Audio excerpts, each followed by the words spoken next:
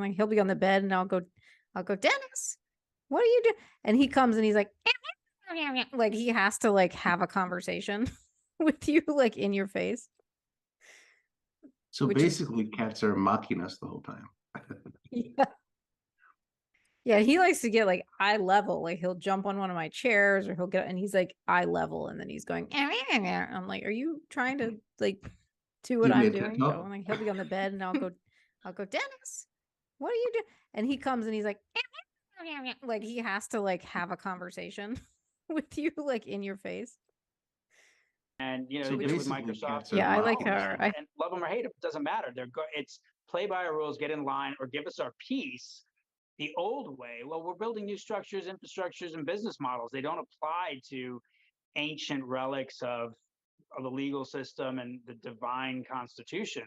You know, so we have to be able to morph, but industry and society moves and changes and evolves much faster than government entities do.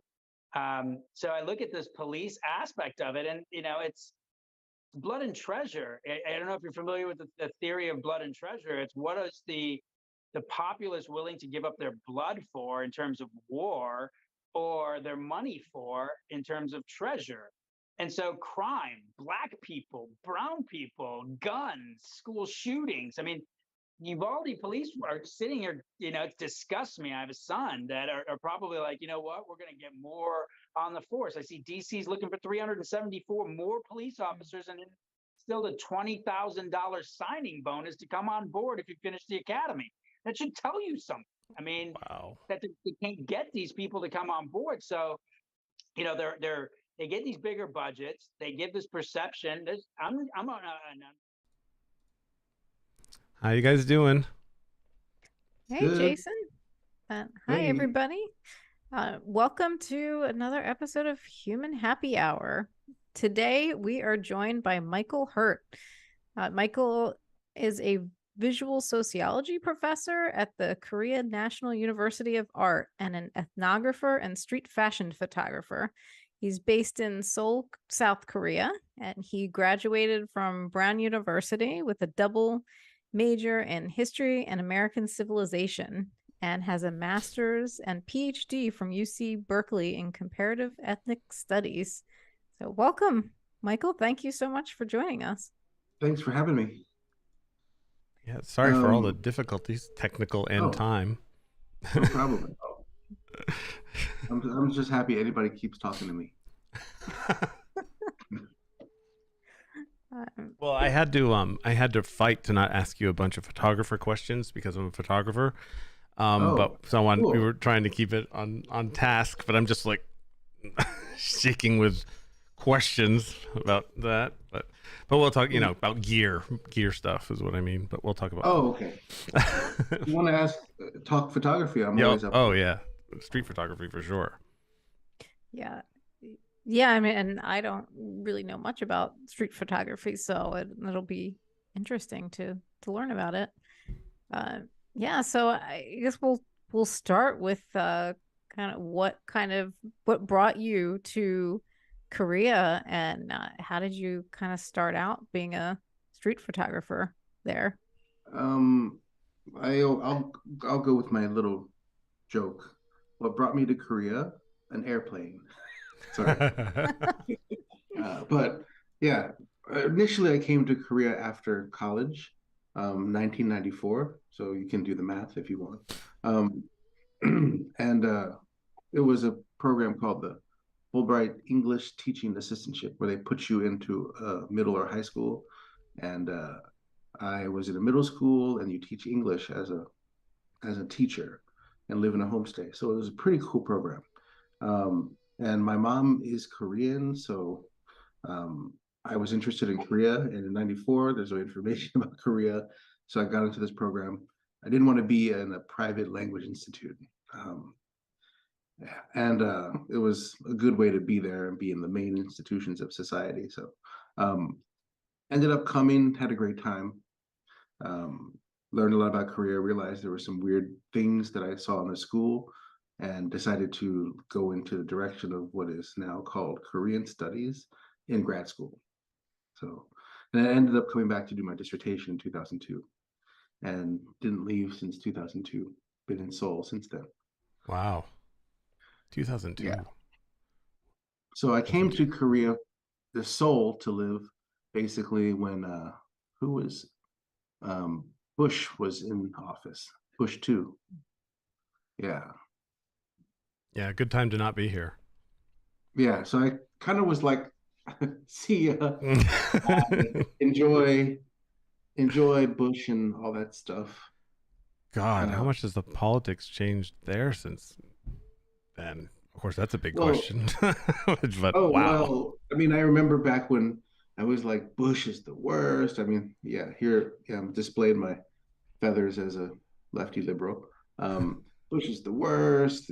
It's so embarrassing to America. Can't get worse than this. And then we had 2 terms of Obama, which was like kind of a party. And then we got worse than Bush. So it's been easy to be living here and not there. Is it politics easier to deal with there? I mean, I know nothing about you mean Korean politics? Yeah. It actually strangely kind of mirrors what's happening in the States. So you had the Christian right kind of figure itself out and become powerful in the States. And that definitely happened in Korean politics. I guess you could say more recently, they've always been around, but they really figured out how to throw a wrench into things and really get themselves leverage in a lot of politics. So you're navigating, lefty and righty politics here a lot too. Although a lot of that's dictated, by North Korea. Recording in progress. Cool. Sorry. I'm recording on OBS as well. Okay, cool. But yeah, I think in the States, you talk about socialism, you're talking about certain, push button trigger issues. You're talking about CRT and drag shows for kids. Oh, yeah. I it's an issue. Like really relatively weird things.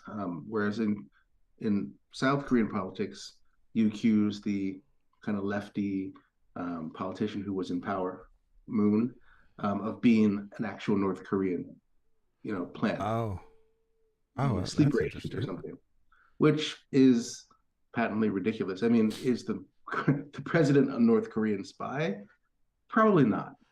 But wouldn't someone from North Korea, I'm gonna sound stupid as hell right now, wouldn't that be a right wing person though? If they were in politics in North Korea? Oh no, like that would be just lefty in a way, but more. So it'd be super communist, you mean? Okay, I got it. All right. It'd be like in the American 50s if somebody was a Russian plant. Oh, like McCarthyism. Yeah. So there's like what's that movie, the Manchurian Candidate? So they were trying to argue that Moon was a Manchurian Candidate kind of guy. Okay. Yeah. Oh, all right. I understand. And even the coronavirus got kind of argued in that direction, when, because we're close to China. Yeah. So, of course, when China was exploding the first time, people were like, close the border, shut it down, get rid of the immigrants, they're bringing in this stuff. And in the Korean situation, sense, right? Like everything in the world comes from outside Korea. So, shut the borders, be suspicious of foreigners, especially Chinese foreigners. That became kind of the thing to do. So the right-wing criticism of the Moon administration, who was like, no, shutting down borders doesn't actually help. Actually, we're not going to do that at all. In fact, we're going to keep them open. We're just going to institute checks and make sure this is an inevitable thing to come in. So let's treat it that way. And people thought he was insane. You're just trying to destroy the country. We knew you were a North Korean sleeper agent, that kind of thing. Oh my God. So it got weird in a Korean way. But as the virus moved on and eventually got in, of course, South Korean policy became pretty famous across the world for being highly efficient. Draconian, not really. I mean, you had the state in your cell phones and tracking your GPS and matching that against your credit card data, tracking cluster infections with big data in a somewhat potentially scary way, in the way you could be like, oh, maybe this is 1984, maybe the state shouldn't have this much information about me. But I think since they were so on top of things, South Korean folks were just like, okay, you seem to be handling it, so we're just going to let that go. And yeah, coronavirus was in the double digits for a good part of 2020, and then triple digits for the latter half, and then it was exploding after Delta. And then the government was just like, okay, all our strict Corona stuff, now that Delta's here, we got to basically do a 180, and we're going to go with living with Corona. And so it was quite reasonable, data-driven response. And I, as an American, was like, really glad I'm here. And you started hearing other foreigners who were living here just being like, wow, watching the US, UK, other places melt down. Masks, my freedom. Let's go murder the governor of Michigan. That kind of thing was instructive and just kind of reminded you how well things were being kind of dealt with here. So a lot of politics with Corona, as in other places.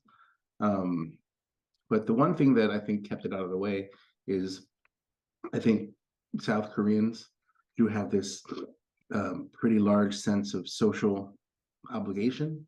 And once they got the message, wearing a mask protects everybody else, and by extension, protects you because you block this from an infection. People were like, okay, we got it. We'll wear a mask, because South Koreans are wearing masks anyway, because of the yellow dust. Sorry, my voice is going already. Oh, no problem. If you need to get water or anything, feel free. Oh, okay. But yeah, everything was politicized, but not quite as, I think, nastily as in my home place, the US. Yeah. Do you feel like you saw a glaring difference between, like, in the US, this individualism is just so pervasive, versus in Korea, where you said people were just like, yeah, I'll put on the mask, and here it was like a much bigger deal for a lot of people. Yeah, I think that American individualism, exceptionalism, me, us, America special, was there, but also I do think there was, a good deal of it was the result of education systems not being completely pummeled in this, in the culture, where people could be presented with logical facts and evidence and be like, oh, we know that you're already used to wearing masks because of, microdust and yellow dust from China, from the Gobi Desert and stuff. So you're already in the habit. So we're just going to add in the fact that, the how many microns or whatever, the fine, liquid particles. Anyway, you not spreading this actually helps you prevent from directly infecting other people, which you should feel guilty about if you infect other people, right? But it also prevents, larger explosions of this, which will in fact, in the end, affect you negatively. So I think people were able to be like, okay, that works. Yeah. Isn't it sad that you have to remind people that they will benefit in order to benefit others? Yeah. And I think that's where I realized, because I'm from Ohio. I'm American, American in thinking, no matter how long I live here. And as soon as I heard the CDC announce the mask policy, I was like, oh, it's over. Because when, they said, okay, the reason we're asking for the mask is so you don't infect others, I was like, and that's where this policy is going to fail. At that moment, I was like, that's not going to work in the States. Yeah. Yeah. They did a terrible job with the public health messaging. So it sounds like in Korea it was different, and people were very receptive to the public health messaging. Yeah. And that's actually one reason I continue to be here for so long. Is, I think the Corona thing was kind of a final exam or a midterm, whatever you want to call it. But it was just a concrete example of why I continue to stay here. One reason is, even as a foreigner, I'm in the public healthcare system. Every employee gets paid in, you're required to. Anyway, they have a centralized healthcare system, but dental is also covered, basic teeth cleaning and things like that. And I had a root canal a few years ago, and I never had a root canal before. And I had always heard root canal really sucked, it's bad. And they to go in, kill the nerve, pull it out, all that stuff, which isn't pleasant. So I went in for my root canal because the tooth crumbled, and they had to fix it and do a bunch of stuff. And all of the work on the root canal,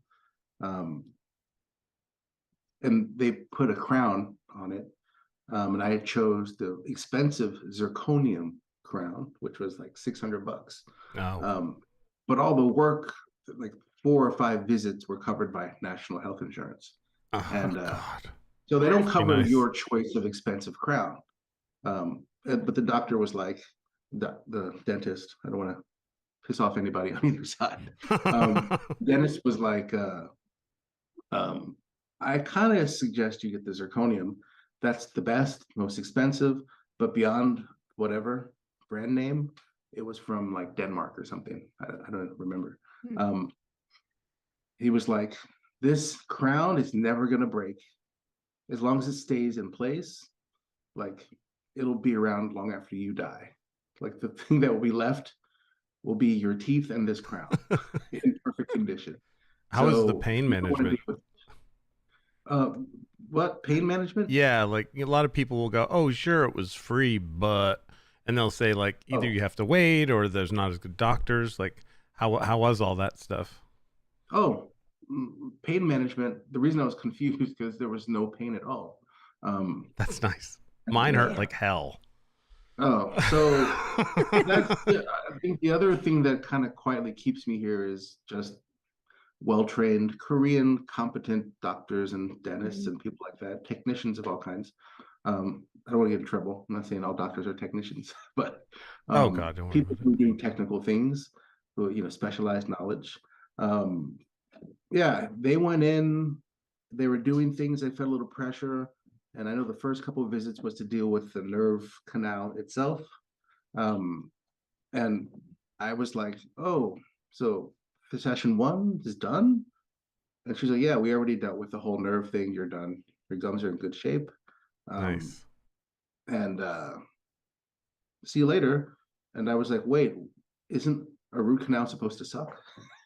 And they were like, yeah, this is just how it goes. It does suck. And I felt nothing. That's amazing. I'm so happy for you. Mine was unbelievable amounts of hell. He actually bragged ahead of time. You're in a place where there's not going to be any pain at all. I have a record of no pain at all. And I was like, that's great. And I felt this feeling. First, it felt like a warm needle, and then it touched a nerve, and then I felt it all over my body. And I went, oh. And he goes, now listen, a lot of times when people are nervous, they have this phantom pain. And I'm like, I have never felt anything like that in my life. And he was so beside himself. He's like, well, I can't give you any more. I was like, no. Oh, it was horrifying. Horrifying. That's actually what I feared would happen, because I looked around on, of course, YouTube and internet enough, for the real deal information. And I was like, yeah, I really don't have, I hope that doesn't happen to me. Sorry that happened to you. Oh, it was awful. But I was just like, I'm feeling nothing, so I'm a little suspicious. You didn't get a root canal? Yeah. Am I done? And I was kind of like, after the first one, I was like, can we just get started with the thing? I want to make progress on these several visits I have to make. And like, oh no, your canal is fine. You just gotta come in. We got to put in the artificial part of the whatever. And by the second visit, they were like, yeah, most of this stuff is done. We just gotta fit you for the crown, do this other stuff. So let's be clear. In America, it cost me ridiculous amounts of money, and it wasn't covered, and I have to get it fixed. And in South Korea, no pain, free except for you paid for a froofy cap. Yeah, expensive one. Oh my God! Like it's like okay, well there you go. Yeah, because we pay the most and we still don't get the best outcome. So you don't even get what you pay for in this country. That's what I wish more Americans knew. So people would know enough to demand more. And you could easily be like, well, that's South Korea, sort of like in the 80s. Well, that's Japan. That's like some sci-fi society. But South Korea is a society that, I mean, their healthcare system, this is from a brief gig teaching public administration. Their healthcare system actually got started, National Healthcare Corporation got started in 1988. And Korean car ownership wasn't even common back then because it was still seriously a developing country, finishing up the developing phase. But I mean, this is a country largely propped up by the United States that we developed in a sense. So if South Korea can figure it out in such a short amount of time, in an extremely anti-communist, communist, paranoid kind of Red Scare level of allergy to socialism, why can't the U.S. figure it out? That's my thing. Because they don't want to, because too many people are making too much money. Yeah, money is always the answer to that question. Yep. Yeah, for sure. So let's talk about some of your the fashion and street photography, and this was a fascinating side conversation that we had, but I do want to make sure that we get to some of the things that we brought you on to chat about. So so what are the key elements that make a really good street photo?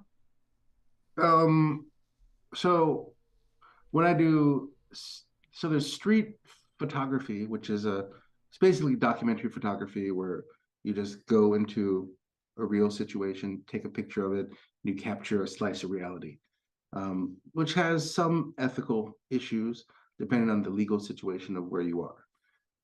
So in the States, for example, there's a long history of street photography, especially in New York, Chicago, places like that, big cities where people are doing things. And, legally, public place means it's free game. As long as you're not entering people's private spaces with your camera, that's where that's why America has paparazzi. And most paparazzi are, where the stars are outside doing things at a Starbucks, at a club, getting punched at the club because people are drunk. So there's street photography, which is like slice of life. And then I kind of moved, I did that in 2002 when I got here on the ground and wasn't doing my dissertation. And then by 2006, I kind of moved over to street fashion portraiture, like street portraiture. So basically stopping people on the street and being like, you look great. I want to take your picture and I want to put it on the internet, which was really weird in 2006 in Korea. So that's kind of portraiture is what I think we call a traditional street fashion photo shot. And yeah, that to me is generally an environmental portrait. So what I tried to do when I was pulling people straight off the street in random neighborhoods is make a relationship between their, presence, physical presence, them in reality, and then how they relate to the space. So it's kind of a record of the space they occupy and then the person. So if you can see that relationship, I feel like that makes for a better picture. Oh yeah, if you definitely. can kind of get a record of the place as well as the person. And once I started realizing that, like I go to Myeongdong, which is like a shopping district. There's lots of lights and things happening in the background. I would often use a wide angle lens, put it real low, and you get the full body in there. I Especially noticed the you do a shoes. lot of low shots. I thought that Yeah. was very interesting because a lot of time in photography, to make somebody more attractive, you go high generally. And I was like, I like his low shots a lot. Like I really like them. Mm-hmm. Oh, thank you. Well, the thing that really works with the low shots is uh, one, it makes the person look taller. Um, well, before like 0.05, zero point 0.1, before that, like you get more of the environment in the in the shot, especially when there are buildings in the shot. You can get the bottom to the top of buildings, and then oftentimes the sky. But in that kind of extreme wide angle, you also make the person tall, which you know most models or street models, mostly women, tend to like in Korea. So you make the person look tall, and then because of the distortion, you make their heads look small. And don't know if you've heard this, but in Korea, people are like, "Oh, you've got such a small face." And having a small face is seen as Oh, desirable. So you shrink the head, make them look tall, and also in my practice, you get the shoes in there because the shoes make the outfit. Um, and with the distortion, it kind of makes it look more interesting because sometimes in my shot the shoes are larger than the head. okay. And I have a really weird thought about that. In yeah, America, do you think we're influenced by Disney characters because their heads are bigger? Because it's a Pixar. big deal to shoot from up in America down, and that would make your head look bigger. I Well, know I it's think that was like a trend in like advertising and in advertising photography. Remember back in like the late 90s, yeah, they'd always have, like the person looking into the camera and holding up something, yeah, and yeah. then they'd be really small on the bottom. Right, So right, I feel yeah. like that was definitely a thing that American kind of advertising photography was into. Okay. Um, but I think in Korea, telling someone they have a big head is like you're fat. No one wants to have a big head. Um, even That's though in the anime that's the interesting. thing. But the thing in this anime, the heads aren't big. It's just the eyes are big. Right. Yeah. Do you know why? What is the issue with having a big head? Do you know the reasoning behind it? I don't know if there's reasoning, but I do know that when I was a kid, my cousins and other Korean relatives, even when I was a kid, looking at Korean people, partially as an insider, partially as a person who sees Korean people from a non-Korean perspective, how people see me and my relatives, out in places, I used to think to myself, yeah, Koreans have big heads. I don't know if it's just my family, but I was like, yeah, Koreans have big heads. So that was a thing in my head, my big head, for a long time. Um, so I just kind of thought Huh. having a big head just makes you look kind of like country or something, Interesting. non-sophisticated. Um, I kind of feel like that's a thing, but um, yeah, having a big head relative to your body is not considered a chic thing to have. It's also interesting because I don't think you can control the size of your head, right? That's just Yeah. it's just genetic. Like your head is so it's an Although you interesting. can, kind of, you can kind of fake it because there are in the plastic surgeries that one can have here, Yeah. they Oh do no, have what? plastic surgeries to move your hairline. So your face appears, Oh. different size Oh, they'd than, have to like take my Oh, head like off. shorten your forehead or something so yeah. that you're. Oh Yeah, and right, I've heard I about guess you that. could manipulate jawline and yeah, with Yeah. plastic surgery. Yeah. Like you could make your head look bigger, your face, not head, your face look bigger, like having a large, smooth forehead, creating like a nice, straight oval shape, Mm-hmm. like a elongated oval shape, Oh right, which right. would be ideal. Huh. That's super interesting. Wow. Everybody that's shaves their head had a thing in the 20s, whatever age they started going bald. You look into everything, and I remember the one where you where you pull the hair and then you re-stitch it. And I was just like, screw it, I'm just going to shave my head. That sounds dangerous. Yeah. Well, I mean, I learned from having this scar. I was in a car accident. I was in the back, and this ripped open, so you could see the bone, and so it ripped a nerve, so it didn't hurt at all. But I had to have plastic surgery to make this scar heal as nice as it did, which is actually pretty good considering what it looked like. But I learned from that, you don't mess with the nerves in your face and your head. You cut this, it becomes dangerous from what I understand. Because I'm sure you probably have to sign a waiver if you do this kind of surgery, that you could probably lose sensation in your face and all kinds of bad things in the worst case scenario. But yeah, there's a lot going on with the face. Yeah. Yeah. Wow. So I'm gonna try to pronounce it. What is exactly an ethnographer? Oh, Did I do it? yeah. Ethno meaning people, and graph as in graphy, like looking, tracking things. So basically, what you would think of as a simpler version of the ethnographer studying people in a structured way would be kind of like an anthropologist. The person who puts on the colonial like hat, khaki shorts, has a British accent, and lives with the natives, which is kind of an old-fashioned, problematic thing. But the idea, you go into a community. Margaret Mead's a famous / infamous example. You go live amongst the people.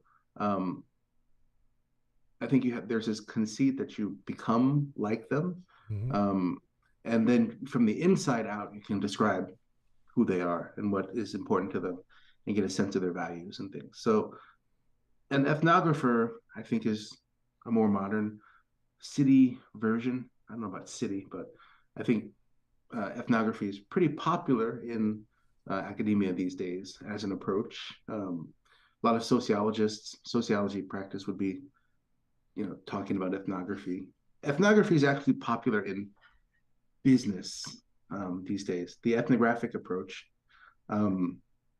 basically, going into a community, or getting the information out of them in an organic way as possible, is kind of the way of doing things. So a business oriented ethnographer would, instead of giving out a standard survey, which is kind of not very revealing, you might go hang out with, just kind of shadow the person in their native environment.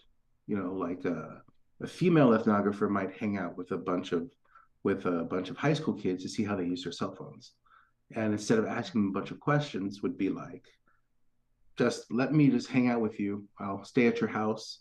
I'll be around when you wake up in the morning, which sounds kind of weird, but I'll watch what you do. I'll follow you to school. I'll shadow you all day long and actually see what you do with your cell phone. And the way that's more interesting is, instead of giving people a bunch of questions, how many hours a day do you use your cell phone? You might find out things like, list the 5 ways you use your cell phone. The problem is, or your smartphone, if you do that, you'll get lots of answers that are kind of biased towards how people think they should use their phone, or how people think other people use their phone. But what you'll find is that, if I can turn this around slowly enough, the phone, when it's not on, is like a black surface. It's like a mirror. And you might find that people actually use their phone as a mirror more than they even know. So they probably wouldn't even think to put that onto a survey question. And the survey, questionnaire maker wouldn't even think to make that a question. You might use it as a display for your, most precious little artworks or whatever. But you find out things that you didn't know about about the thing.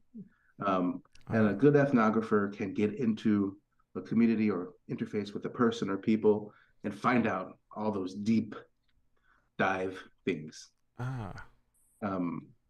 Basically studying people closely. So an ethnographic approach, a good example was a famous paper of a guy who went to black barbershops, and instead of going around asking the barbers, what do you find to be the most appealing aspect of this community that you're part of? Describe the rules of the barbershop. What is a barbershop like? Give me adjectives. They didn't do that. Just went and stayed at the barbershop all day long and just kind of was a fly on the wall. So that is very revealing. Nowadays, businesses pay a lot of money for this more ethnographic kind of data because if you remember the theoretical ethnographer who shadows this high school kid, observes everything they do. You can imagine that kind of stuff. It's not just 2 hours sitting in a coffee shop filling out a questionnaire, but it's like 12, 24 hours of work from a highly trained person, probably with a whole bunch of letters behind their name, and that's going to be really expensive. So nowadays, companies pay thousands of dollars to do studies with people, real close studies. And that's very revealing for business practice. So it relates to marketing. Yeah, marketing, the ethnographic approach in marketing is really big. Yeah. Someone on chat named Oakson says, "Hi, Michael." And hey, could I see your phone art again on the back of your phone? Because okay, so I don't know. Oh, okay. Because it looks like this person's. For a second, it looked like this person's profile picture. Like they had a cartoon, just a little similar. What is yours from? Oh, so my friend has a kid who just draws random things all day, and she drew this picture of herself, and it was just one of the many pictures that mom had to like toss because there's stacks of just junk in her room. She just doodles, and then I saw her self picture, and I was like, "Oh, can I have that one?" She's like, "Yeah, have it." I gotta chuck it anyway because I don't clean my room. So I thought, so when I got this new phone, the one that has the mag lock, and I got the case, it has a circle, and I was like, "Oh, it's the same size as that circle of her face." Okay. And I just put it in there, and I was like, "Cool." Now it's got 5 eyes. Nice. With the camera eyes and that. So that's my phone art.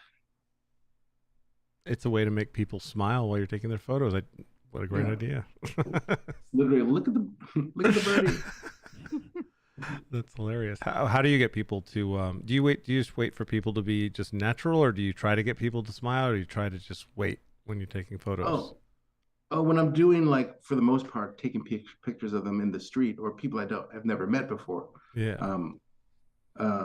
Basically in Korea, I've noticed people have a highly developed photo habitus, like the knowledge that comes around something naturally, because people have been practicing. People are very friendly to cameras. People practice not only since the smartphone age and the selfie, but people, especially in Asia, Korea specifically, people have had the sticker photo machines. They've had all kinds of practice since, being a toddler with posing for the camera. So people are basically fairly highly trained models, even people you randomly meet on the street. And they're much more comfortable with cameras than Americans, or, specifically Americans. When you take pictures of Americans, you have to go through this process of calming them down and getting them like comfortable. And Americans just are so squirmy in front of camera. It's that way with music too. I totally agree. Yeah. So you mentioned, we kind of touched on ethics, right? And you were mentioning ethics in the U.S. And is that different in Korea? Where, totally. So can you talk about that a little bit? What are some of the differences? So the big difference, I think, in the States, why street photography, we have certain, bodies, huge bodies of work. Street photography is a thing because privacy is not linked to space. Privacy is linked to space, sorry. Privacy is linked to the space that you're in. So if you're in a public space, everything in that space is fair game. Whereas in Korea, privacy is an individual right guaranteed in the Constitution. So you cannot violate people's right to privacy. Interesting. So technically, taking a person's picture has always been not illegal, but kind of in a gray area, because the idea of, in Korean law, there's this idea of the right to control your facial image, which is very old school in a way, Confucian, you could say, in that, your face, you've heard the expression losing face. Like that's your image in society. That's who you are. That's your image is something you need to be able to control. And photographically, the right to control your facial image, your chosang, which is your facial image, kwon, which is the right to control it, should not be violated. But practically speaking, until really recently, it wasn't it's not part of criminal law. It's just a concept that allows you to be sued in civil law. So if you take a picture of someone without their permission, that in itself wasn't necessarily a problem. But then if you publish it and it results in harm to them, you are liable for the harm that you've caused. Sort of like libel law. Right. Libel is also very big thing in Korean society. Libeling someone, slandering someone, that is also potentially a criminal offense, and you can definitely sue someone quite easily for that sort of thing, because spreading rumors has always been kind of a problem in Korean society. So there's a legal instrument to deal with that, and the face is something that is part of your right to privacy. So it wasn't really something that kept people, that was prosecuted against people, but it was a concept in society such that people just thought, actually this misconception was there for a long time, since I think the 80s, that it was illegal to take people's picture without permission. Not actually true, but that's what everybody thinks. So culturally speaking, people are really, really, really, really careful about taking pictures. Even if you're in, like, you take a picture of your friend at the shopping mall or something like that, and there's a whole bunch of people randomly in the background. In Korean social media, you'll see people putting like little happy faces or cute little stickers over people's faces. Oh, wow. So that they don't get in trouble. Oh. But in other places where it's much more illegal, like Germany, France, these days, from what I hear, what I understand, is in Germany, if you take a person's picture, even accidentally, it's like you punch someone in the face. It's seriously illegal. So people just don't do it. Yeah. That's pretty hardcore. Jeez. Yeah. Korea's kind of in the middle, I guess, of that. It's not really illegal, although there's recent laws against sexual crimes that have made it a lot, the laws that exist have a lot more teeth. So it's kind of a bad idea to take people's pictures without permission in general in Korea these days. But yeah, so there's kind of a culture of not doing it more than there is a strict legal code, and someone's going to call the police on you, you're going to end up in jail that night. But generally, you just kind of don't do it, which is weird since street fashion has picked up as this really specific, like, thriving photographic practice here, especially around Fashion Week, Seoul Fashion Week, where I shoot a lot of stuff these days. But yeah, Korean photographic practice, modeling, things like that, has really exploded largely because of Instagram.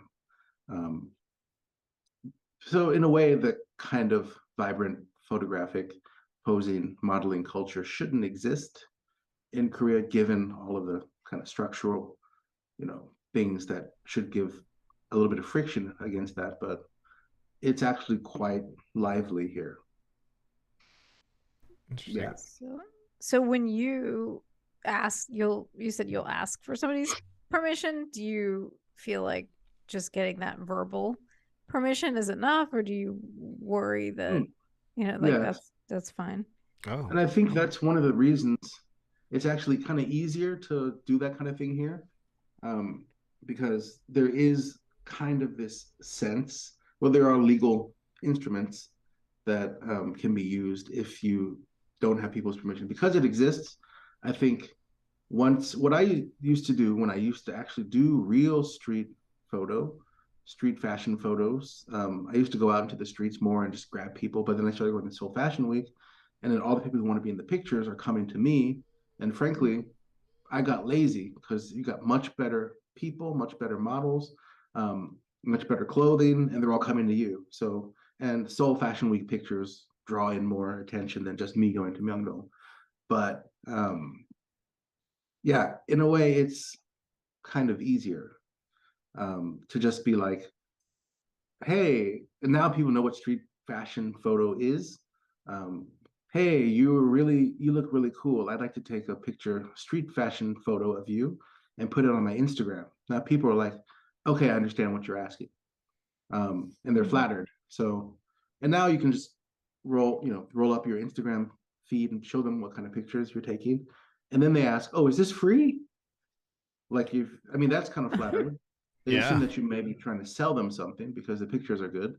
So I'm like, yeah, this is not me trying to get money off you. I just think you look great. I'd like to take your picture. And we do that. And then what I do is I pose them with the whiteboard, little mini whiteboard I carry. I make them put their name, phone number.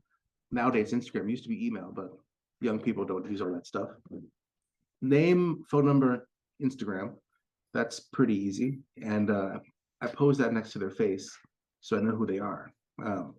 Because in 3 weeks, you're not going to remember from your notebook the girl in the green dress who was standing. Like, who the heck are you talking about? 3 years later, you have no idea who that is. And I think that's enough, practically speaking. They've made the symbolic, choice to give you permission. If they tried to sue me in civil court and say, oh, this person ruined my life, took my picture without permission, even though they were looking directly into the lens, the judge is going to be like, so you then wrote down all of your personal information and posed with your face in it. Yeah, that's smart. I don't think this has any merit. So it's not it's not a contractual obligation. They didn't sign away their rights. It's not a model release or anything like that. Right. But I think in Korean society, practically speaking, it's just as good. Because according to Korean law and legal expectations, I think I'm cleared and I've never had any problem. But the problem, though, it gets sticky because actually right to control your facial image is actually not linked to consent. That's the weird thing. What? It's linked to whether you cause damage with your picture. Oh. So there have been photographers who've been successfully sued, and one specifically destroyed, even after full legal releases were signed and everything. Wow. Yeah, so that's not a guarantee. You just have to have common sense and kind of know the lay of the land. So this person, there was a starlet who this person posed nude and did all kinds of cool, sexy shots, whatever. Was paid, signed the release forms. That person now owns the picture and can use them whatever way they want. But that starlet then got big, became huge, and now this guy's like, wow, I have nudie pics of the most famous person in Korea, and tried to move with them, and just got sued to the point of ruination. But yeah, that's the thing. Even if you've signed away rights, you've sold the picture. A lot of times when you do releases in the States, the old traditional thing was to give the person $1 so that legally you've been paid for the picture, right? Which kind of decides the thing. But in Korea, that's meaningless, because even if you got paid, you signed the releases, sign your soul to the devil, if those pictures result in harm later, you're fully liable. And consent isn't a part of it. So that's one thing I worry about in my pictures. So I took lots of pictures of couples looking cute on their date. There's one cute picture in Shincheon, which is kind of like this, young person's hangout a long time ago. This couple, very cute, took their picture. They found out the story. This was their last date before he went to military service. So for a lot of couples, that's really your last date. I mean, you're going to probably break up. High likelihood you're going to break up once they go to military service. That's a thing. But they were like on their last date. We're going to be together, and she's going to wait for me. And cool, good for them. But it was a really cute picture, and she actually wrote me an email later and was like, "Thank you for this picture. This like saved this wonderful moment in our lives." And I was like, "Oh, this is why I do what I do." And this is in 2006, 7.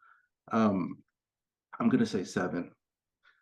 So is that person, are these people married to each other? Probably not. Statistically, probably not. They probably didn't even make it to the end of his military service in terms of probability. Are they married to people? Probably. So if I did a retrospective book, big exhibition in Seoul of street photography, people through the ages, well, not ages, but through the last 2 decades. If I did something like that, and that person found, because none of the contact information that I had on this person is valid anymore. Most of the services that they use, World, whatever, they don't even exist anymore. So it's sort of like if I had their contact plate and they were like, "Oh, MySpace, hit me up at MySpace." MySpace. They're gone, effectively. So if I published it and the person found out that that cute picture from 2007 is up there, and their husband found out, and the husband's like, "I thought you said you never dated anyone before you met me," and then they get divorced, I'm liable. Oh man. So, yeah. Wow. So you just have to be, according to the Korean way, you just kind of have to, know the room, read the room. So I probably wouldn't make a book of couples I shot in the early 2000s, because that's just a good way to end up getting sued. And also, by way of reading the room, when I do street photo, like a cute street photo shot, I've got one of a woman who was, before smartphones and things, who was waiting for her friend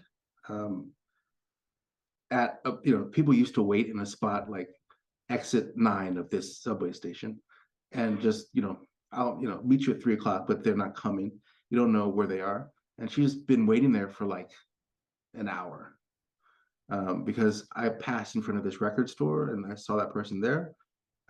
Once you're doing street photography, kind of observant. Anyway, I saw that she was there like half an hour later when I came back around, and I was like, and she looked pretty irritated. So I was like, I think this person's been waiting here for a while. So what I did is I kind of hung out, had my wide angle lens kind of just here, and zoomed out, focused. And this is when it was manual focus. And I just did a really slow shutter speed because there were people going back and forth. And I had all these blurry people, and she's sitting there like, so she's really still, and all these people are blurred.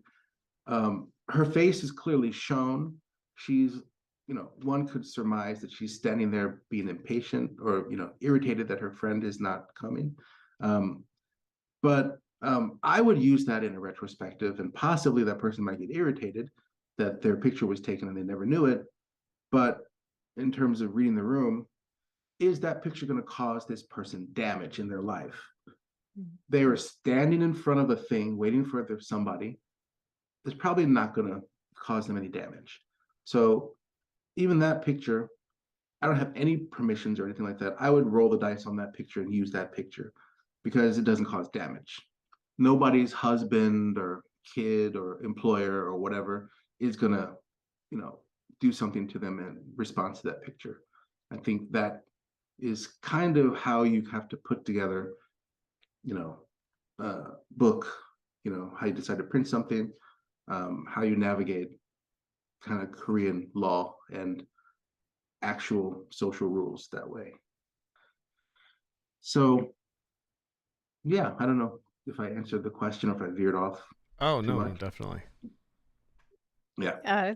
Yeah, that, and it makes a lot of sense. It's interesting, all the nuance and the way that you have to think about that.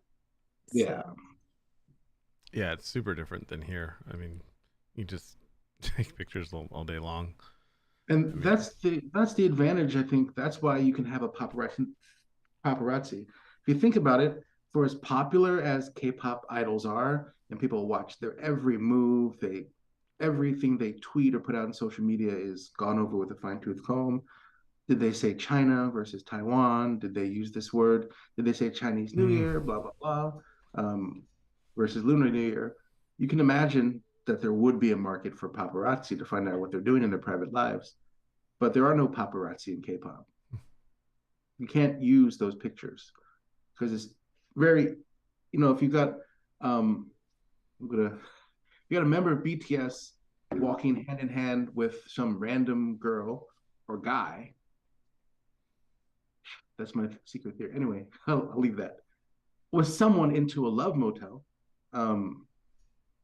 then that in the American market, if they're super famous, that's serious cash.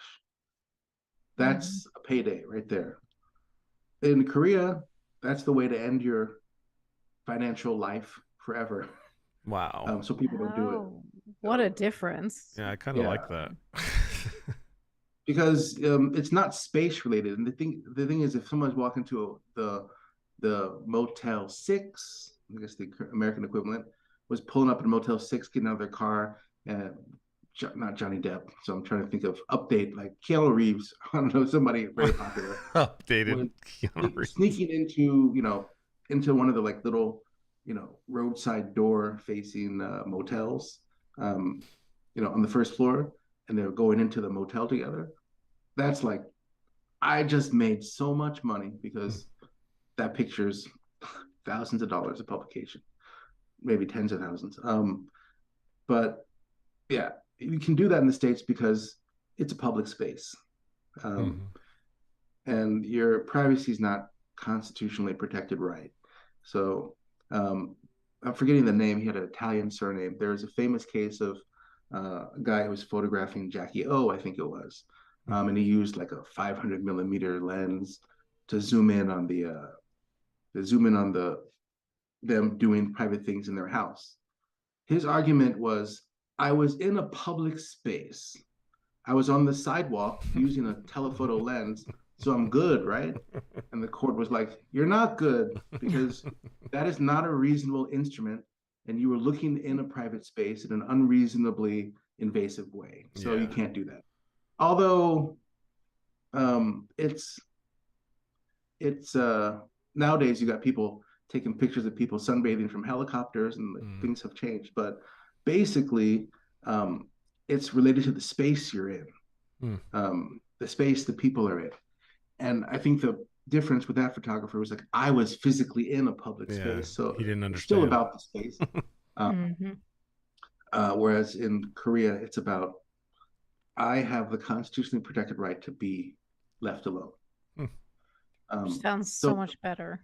Yeah. In a way, I think related to these concepts, there's this. Have you heard of the Burning Sun incident, or maybe even seen?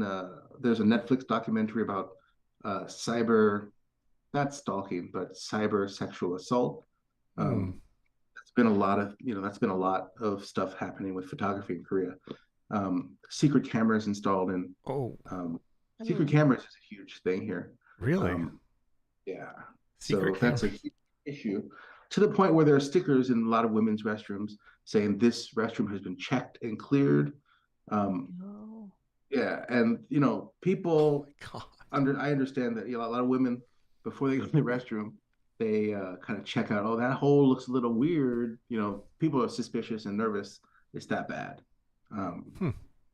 Yeah. So wow. There was a case, famous. There was a nightclub called the Burning Sun, I believe it was, and related to that, there are a lot of secret camera stuff happened. People being coerced into doing sexual things on camera. Um, and then once you do it the first time, you've got the dirt on them. Then you've got the coercive ability to keep making them do things. So you had people being like sexually assaulted on camera, people sharing the videos and things like that. So it was pretty big scandal, kind of tore through K-pop because I think one of the I don't remember the details, but K-pop people were involved, and so people who were in chat rooms, Kakao is the big service people use for chat. People who were in Kakao chat rooms who were in which the sexual videos were being shared were prosecuted under newer, updated versions of these laws. But it was mostly related to privacy. Um, Not so much. So the interesting thing was those people prosecuted, they weren't so much prosecuted because they sexually assaulted someone or they were participating in a sexual assault. For the most part, legally, it had to do with the fact they're violating this person's fundamental right to privacy. Although there are some new specific laws that deal with using. You picked a really hard career then. Photography and ethnography is pretty much just big, huge. It's just getting in there and taking photos of things. Like you're. I mean, that's the thing. Privacy. It like, especially since I look at Instagram subcultures, I got interested Instagram modeling subcultures after I got kind of tired of doing the street fashion. I kind of wrote myself out. It wasn't that interesting. It wasn't new anymore. But all these photographic subcultures related to Instagram are enabled by Instagram, stuff like that. What it occurs to me, they actually shouldn't exist in Korea because Korea has such a fraught relationship to photography, to images, the face going out there. There are infamous cases, for example, I'm going to digress a bit. The first major case of cyberbullying with a camera was in South Korea, actually, in 2005. There was someone called the dog poop girl. I don't know if you heard about this. No, please tell this story. The dog poop girl sounds the dog poop girl, actually her nickname, sort of like Star Wars Kid. I know Star Wars Kid. Right, that became her nickname. Oh my God. And, much worse nickname. Yeah. Thankfully, no one knows her name, or no one nowadays knows her name. So she was a young woman who had this like designer dog, little doggy in a bag on the subway, and the dog got down on the subway car floor and did a diarrhea runny poop on the floor, and people were like, clean that up. And she was like, no, I'm not cleaning up shit. Oh, God. Literally. And yeah, so she's not a nice person. She's not a good person. And then you had little old ladies, grandmas, like gave her tissue, put them out of their bag because grandmas have tissues in their bags. And she then proceeded to use the tissue to wipe the dog's butt. And people were like, no. But the difference is 2005, Koreans, largely with Samsung phones, Samsung already stuck phones onto cameras. So it wasn't, I mean, you could do that in 2005, I think, in the States or other markets, but you had to be into the idea of having a special camera with a special phone with a camera on it. But everybody had phones back then on their cameras. So people were just like, oh, you don't want to do it? Click, click, click, click, click, click.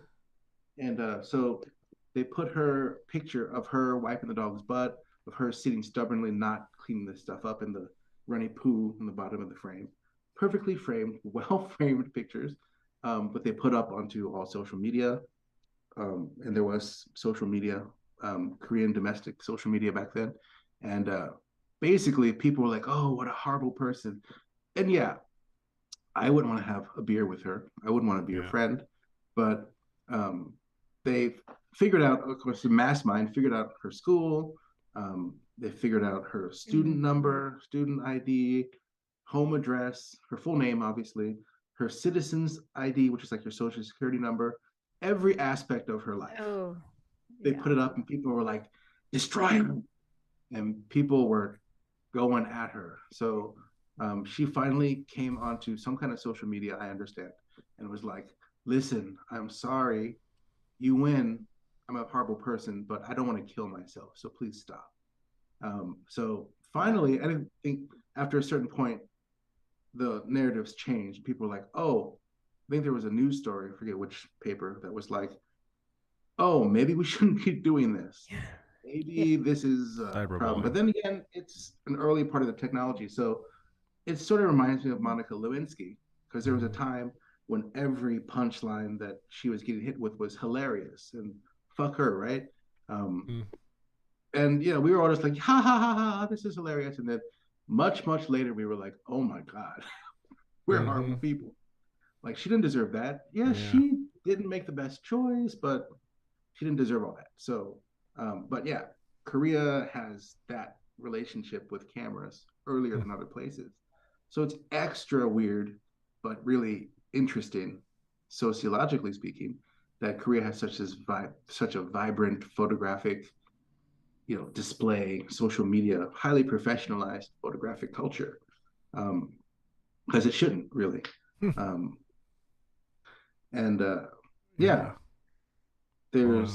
So I look at that and I kind of use my camera as a way to gather data. As the pictures that I take are a way to gather data. I'm actually figuring out what's happening, the relationships required, the labor required to make a picture, but also I have to make relationships with the person to negotiate to have this picture. So it's like a key to access to these communities. If you take good pictures, most of the vibrant subcultures on social media are on Instagram, and they want the currency is good pictures. So whether it's like the drag community, the LGBTQ drag communities that are pretty vibrant now, drag performers, if I'm like, hey, I'll take a magazine style picture of you, are you down for that? They're like, yeah. Name the date and time. So I have access to people I'd never be able to call traditionally and be like, hi, I'd like to interview you in a coffee shop and take 2 hours of your time, so please meet me because I'm a fancy professor somewhere. Like, I don't have to do that. I can give them a reason to deal with me. So it's a key of access as well as a actual data itself. So as an academic, it helps me do the kind of work I couldn't probably do without the camera. But as a photographer, it is it's not challenging at all. In fact, because so many people are eager to pose for the camera to enter into photographic projects. So although, in the bigger picture, it shouldn't be. Sorry, I feel like I'm rambling. Well, you use a DSLR, so I mean, a lot of people don't realize how much better DSLR photos are than your iPhone. Your iPhone can take great photos, but DSLR, I mean, it's just the way it goes. What's your process, by the way? I have to ask one nerd question because it'll help me. Yeah. When you take a photo on your Canon, is that right? Yeah. Yep. 6 Mark II. Nice. Then from there, how do you get it to Instagram? What programs do you use and what's the workflow? Well, roughly? That's an interesting aspect of how this all works, right? And because I picked up my phone to show, the reason a DSLR, I realize my lighting setup is kind of weird. The reason a DSLR isn't as good, no matter what megapixels or what resolutions, it's sort of like the megahertz, the gigahertz, the flipahertz, whatever flops of back when we were buying computers. Oh, this one, the chip is so much, because we don't care. It's like, can it do the web or not? Right. The reason the DSLRs are better, or whatever cameras are better, is because no matter what chips you have, you're looking through a pinhole, essentially. Yeah. And the bigger the hole, the better the glass, the better the image is going to be. The process, so I take pictures with my DSLR, and they're in the DSLR. That's a problem. They're in this camera, which has no internet. But nowadays, as I think you know, I can speak to this with Canon really well. So you can establish a Wi-Fi network from your camera now, that connects to your phone or Wi-Fi or Bluetooth. And then I select the pictures and I send them in full resolution over. Full resolution? Yeah. So it doesn't downgrade or compress. Do you shoot RAW? Oh, no, I shoot JPEG only. Okay. Because RAW would be like huge files. Yeah. That's why I don't use RAW, because do I need to have a 500 byte file? I have terabytes around me right now of photographs. And that's where photography gets expensive again. Yeah. So I move the normal JPEG images from the phone to from the camera to the phone, and once they're in the phone, I'm golden because I've got it backed up to iCloud. Nice. Any picture I take of my spaghetti that I just made, or the fancy picture of a model in the studio, any image that shows up in my phone gets sent to the cloud. Nice. And I've got that on my home computer, my computer I'm talking to you on, the desktop. It's my iPad, it's on my iPhone.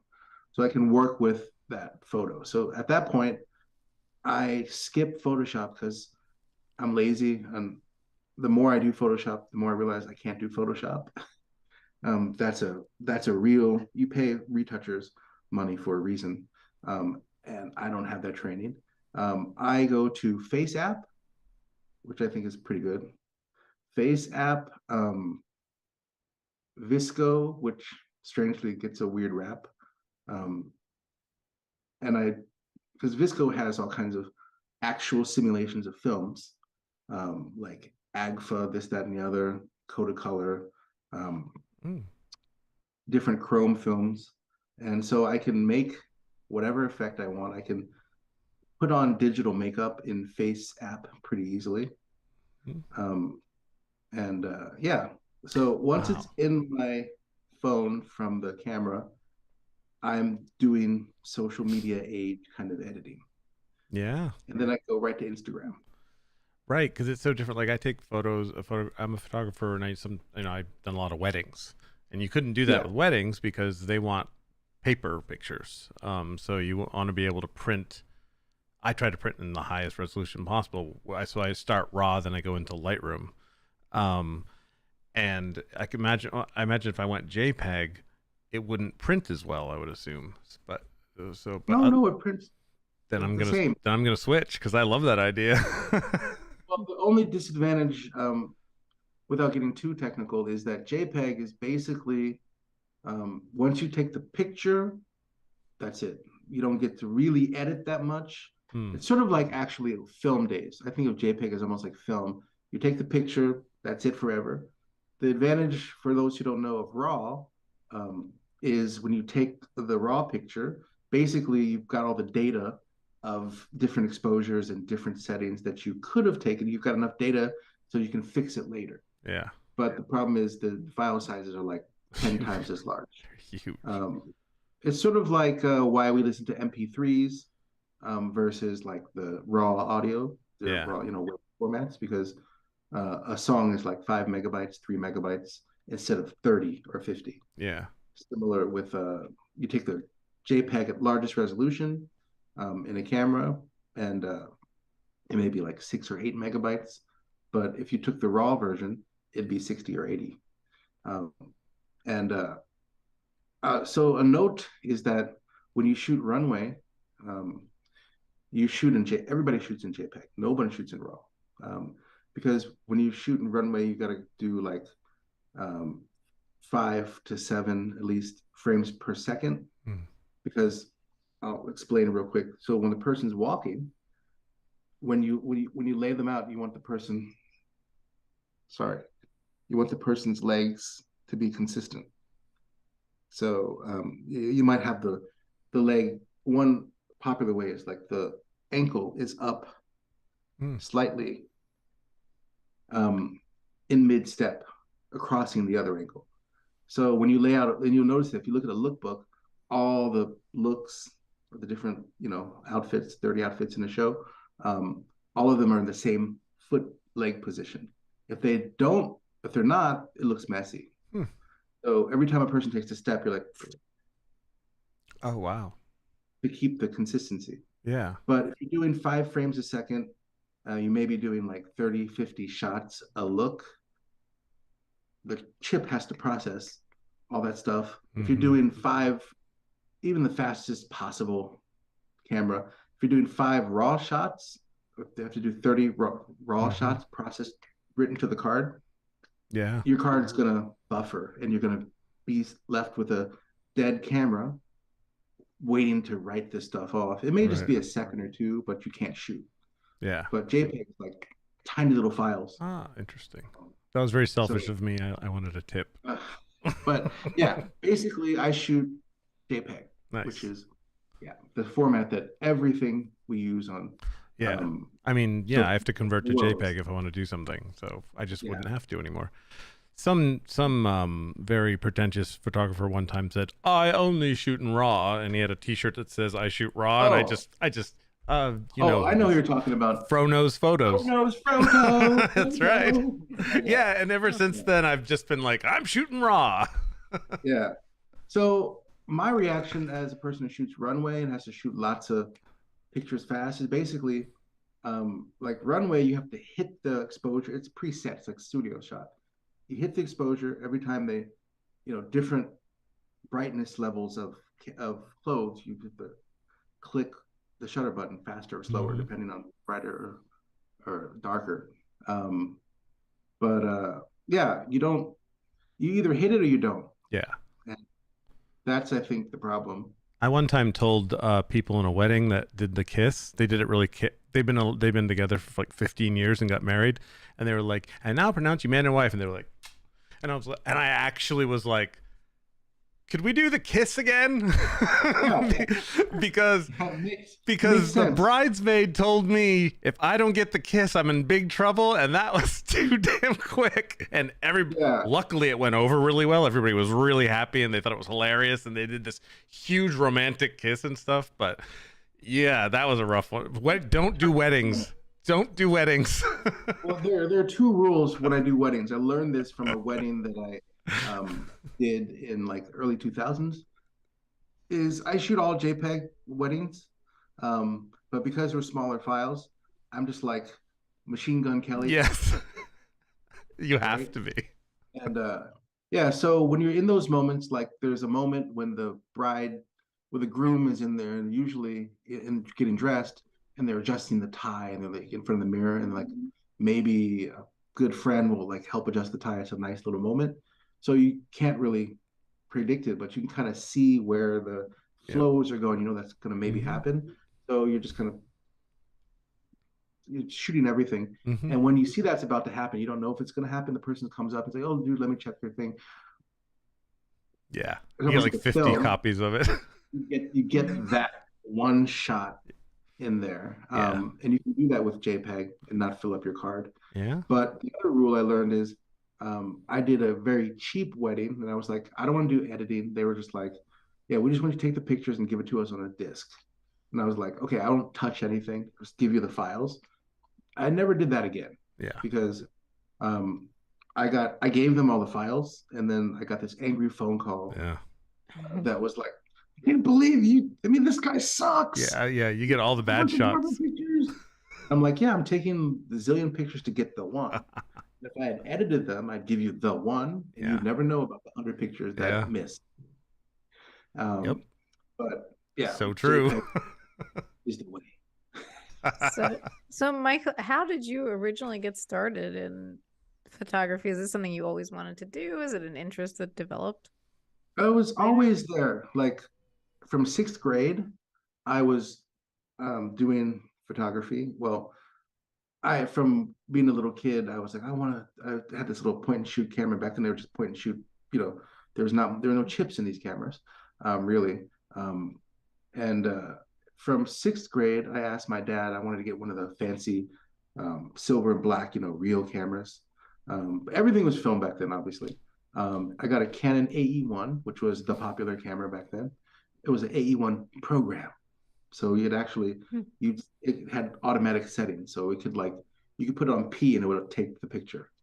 I got one of the professional cameras, AE1 program, learned to use the aperture, shutter, manual program, all the modes, focusing. I had a camera, so I got into that and learned to use it. learned all the functions. And then I learned what I didn't have. I was like, I need to be able to set aperture. So this new camera came out called the T90, and you could set aperture priority. You could set the aperture, do the shutter automatically. You could do the opposite, every combination of things. And I was like, I need this camera. And my dad was like, okay, I don't know, buy this $500 camera.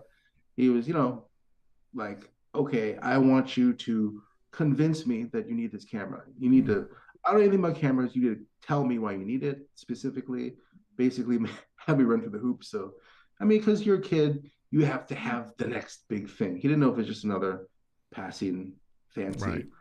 But he didn't want to be like, no, if this was like a really important thing. And thankfully I convinced him, I gotta through all these reasons that he'd have. He said, okay. So he bought me the camera that had the AE1 program and the T90, which was the top of the line camera in 1985 or something. Had these two cameras and was learning all the technical parts, but didn't really have much to shoot in Ohio.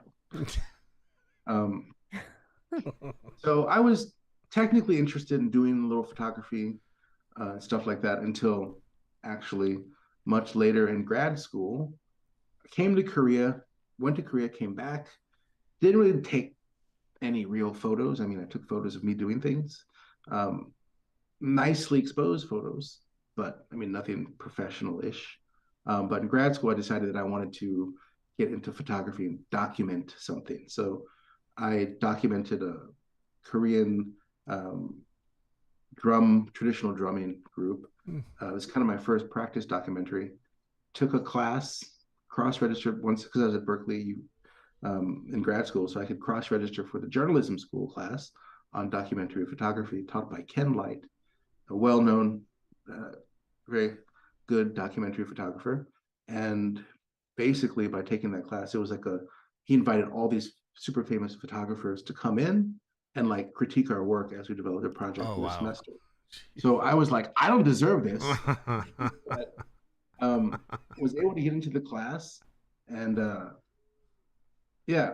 basically he just straightened my shit out. So that class did. And then I came to Korea to do my dissertation in 2002.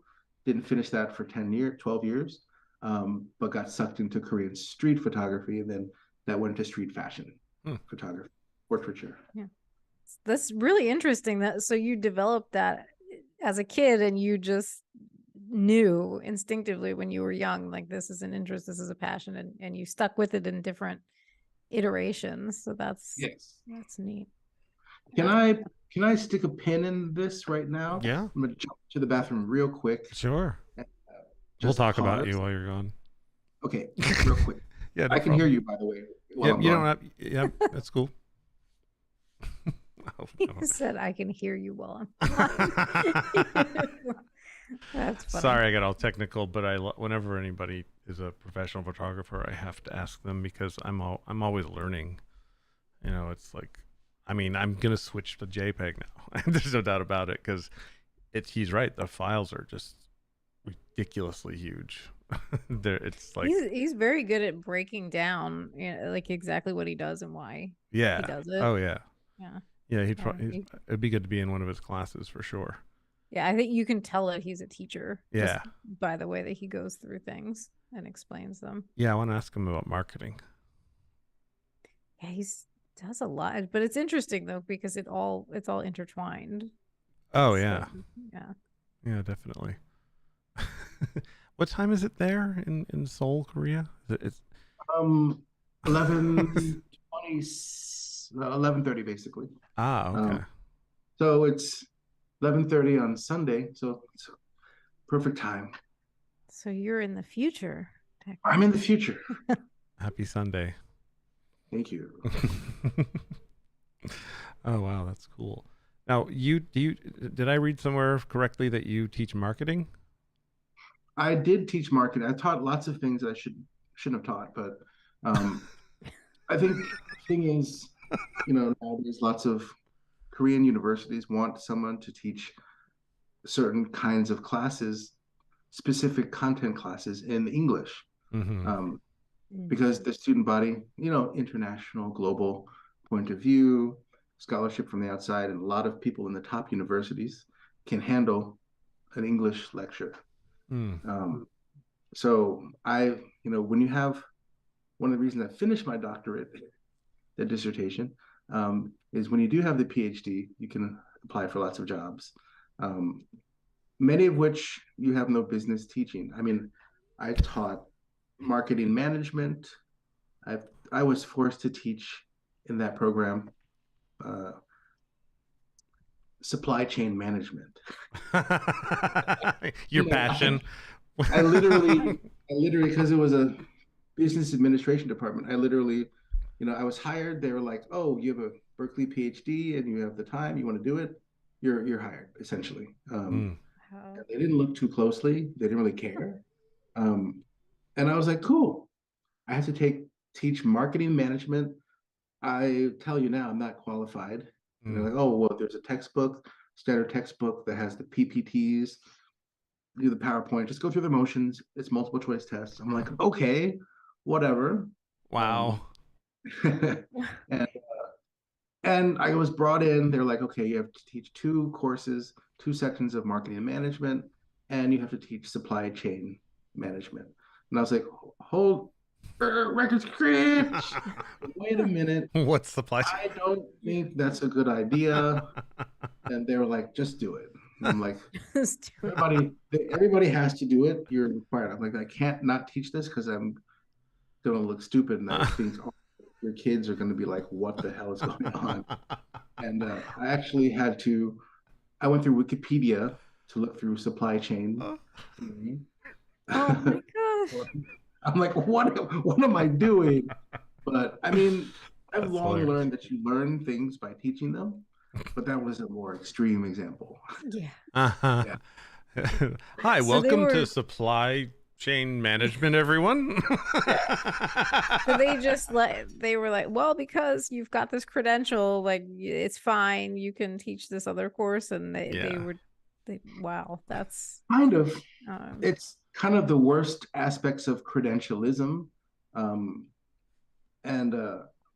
No, here, that my cat's trying to come up here. And they were just like, "You're from this fancy university, you got these degrees, they'll buy it." Teach. But I also think it reflects how little regard they had for their own students. Yeah. So I'm not going to name the place. Right. Yeah. Yeah, I mean, I would be upset, especially if you're paying for that. Like, you want somebody that is an expert in that subject matter, not somebody that's being forced to teach it and admittedly saying, "I don't think I'm qualified for this. How about I do the other thing?" My main problem was that I looked into all of these things. Like marketing management was actually just almost as bad, but I looked into the theory and What I didn't realize is that business administration it's not actually an academic field, right? It's basically at all.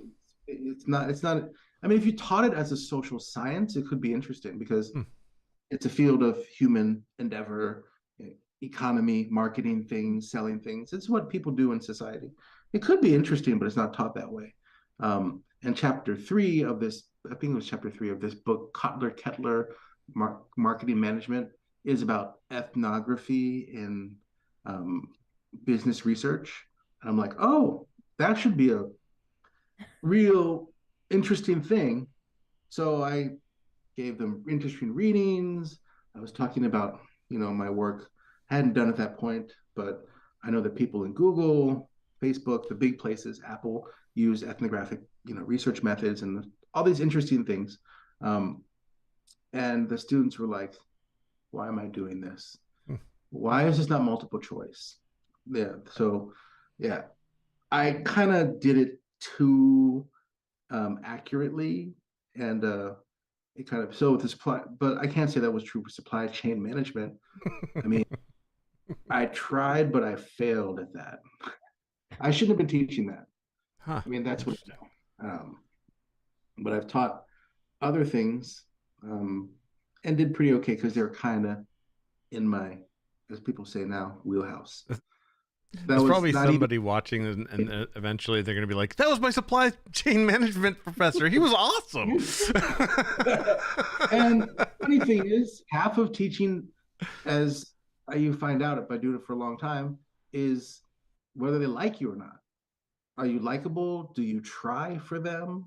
I mean, I think they could see that I was trying to make interesting cases and trying to explain things that I thought were interesting that they could find useful. Anyway, I was trying. I didn't phone it in. So they could have had a professor who was experienced CEO of this, that, and the other, was doing this job as a hobby essentially, and just phoned it in. And it could have been worse, could have been better, but I think you'd be a good. I'd like to be in one of your classes. I mean, I think you're likable. That's great. Yeah, thank you. That is true. At least you try. That's a good point, because there are people who are subject matter experts, and because they are so accomplished and good that they just phone it in and they don't really care about teaching people. So at least you had heart when you were tackling these things. The most important thing, you gotta have heart. Yeah, I mean, and I think kind of that translates to the photography as well. So now that the fashion photography, cool pictures of people that you take in a studio, or take a studio, aesthetically nice pictures. You got to have heart to take good ones. Like if you don't truly understand how the lighting, if you use a flash here and there, works, angles, and also relationships with the subject and what they're interested in doing, what they're willing to do. If you don't have the ability to navigate that, you can take a technically really good picture. And there are millions of technically really good pictures in top fashion magazines that have nothing to them. Yeah, and there's no heartbeat. No heart. I mean, there's nothing behind them. Yeah. And a good example I'll give is like, let's say you have like this shirt. Well, it's not this shirt, but an item of clothing. You want to take a picture of it. That's what you do in a fashion magazine. You make it look cool on cool people in cool situations. But what a fashion magazine will often do is be like, oh, we're going to wear this dress, but you're a fairy in the forest.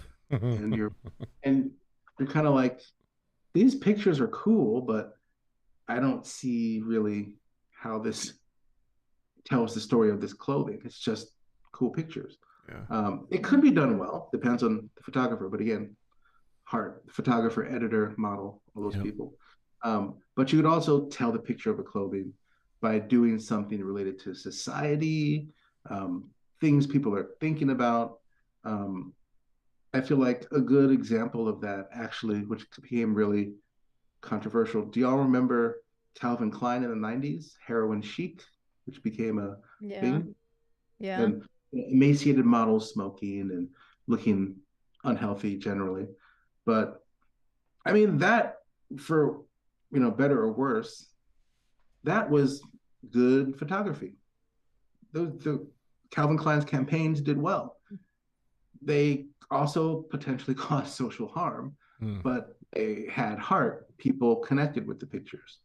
Bill Clinton came out and was like, it's evil. You shouldn't, glorify this kind of addiction. He also said rap music. It was a time of grunge. There was a certain aesthetic set of aesthetic ideas going on in the country. It was a movement away from the beautiful and perfect. And, it was speaking to where people were. So it did really well, sort of like gangster rap at the same time. A lot of people didn't like that it was doing well. It harms our children's ears. It makes them crazy. But they connected with it. It works. So Calvin Klein did really well in the 90s. Gotta have heart. Yeah. Have you seen that reminds me, now that you're talking about the heroin chic and all of these things, have you seen the recent more detrimental things that have come out? The Balenciaga, or what they had, like with the kids and everything, like Yeah, like what do you make of things like that? Like when I see something like that, you're like, what were the people thinking? Yeah, Putting kids in those type of situations. They're thinking about the money. Money. And like I was saying, like those are things that people can connect with because for whatever reasons and whatever campaigns. But then you have to ask the question, I could make money doing this. It could become more popular. It could go viral. But should I do it? I mean, that's the oldest question. From Star Trek 6, just because you can do a thing doesn't mean we should do that thing, right? Sorry. You don't have to apologize about talking about Star Trek to me. You just spoke directly to Jason's heart. It went off in my head right when you said it. So, I mean, there are all kinds of aesthetic things we shouldn't do necessarily that, excite the dopamine centers of our brain, which is what happens in the Instagram age. But in a way, I'd almost rather have something with heart that, I mean, we're talking about art, something that oomph, than something that's just, generic and phoned in, which is why I don't really actually keep up with fashion magazines, especially in Korea. Fashion magazines in Korea, we get in trouble now, but generally suck. And, when I say this to people in the fashion industry or people who are fashion interested, they all agree with me. They're like, yeah, we know what you mean. Because they watch, foreign fashion media as well, like a hawk. But I think the problem is Korean fashion magazines tend to have conservative, just speak to whatever, like not politically conservative, but finding the safest thing. Editors, photographers, not so much models, because models will essentially do what they're told. But if you don't have good planning and leadership conceptually, then you've got really well exposed pap. And myself, I don't like to take pictures of pap or make pap, which is one reason certain kind of models I meet on Instagram connect with me and are like, yeah, let's do stuff. And certain models are like, yeah, no thanks. But we all, in my feed, I think we make pretty, doing the thing worthy stuff. Have you ever picked a photograph that didn't technically come out as well as it should have, but it had enough heart for you to want to publish? I mean, I'm assuming yes. And sometimes I think when you're doing a whole bunch of things experimentally that aren't safe, that aren't going to result in you could make safe lighting choices that expose things a certain way because you've done it a million times, but you've done it a million times. One picture that I won't waste the time to try to find right now in my photos, but I was in this dark hallway in an abandoned building, abandoned stairway with a model, and it was really tight, and I didn't have a lot of room, and it was so dark that my main flash unit, I couldn't focus because low light, you can't, autofocus stops working. And I had my camera, my cell phone light, and so I just sat my cell phone against the wall and was lighting the person with the light so that the autofocus could focus. And then I realized this is my 6D Mark II, or maybe it was the Mark I, but I was like, oh, these new cameras are so super sensitive. I can have ISO 64,000. Like I can basically, it's like see in the dark camera. It's super grainy. So I said, instead of this being the focusing light, let me just use this as the main light. Set my sensitivity so high, it's insane. And then started taking, natural light photos with the cell phone light. And it came out super dark, super grainy, super heroin chicy. And it looked kind of weird and imposing. And I was like, that's the shot we were looking for. This is awesome. Even though technically the pictures are crap. But someone would have probably thought you used a filter to make it look that way, even. I didn't need a filter. I didn't add grain. That's great. I didn't push up any sliders really. That's actually a natural light. Wow. Photograph. That's neat. With the cell phone camera. I wish I wish my wedding clients would be appreciative of the blurry, grainy shots. No, never. The arty shots they don't like. No. Yeah, not at all. That's I think the thing that I'm doomed with is in trying to make some progress as a fashion photographer in the field, which would add to my street cred in amazing ways, more than making a living doing it. Do well, but in order to do well in this field, you have to be good at taking pap. You have to be good at giving them the pictures that the editor wants or that the people want. Right. Or the mass of people want. And my ongoing problem has always been like, no, I ain't doing that. I just don't want to. I would just lose interest. Right. So I take the kind of weird fashion shots that I want to take, and low angle, what have you. Using flash back when people were like, yeah, flash makes it look artificial and weird. And I'm like, not if you know how to use it right.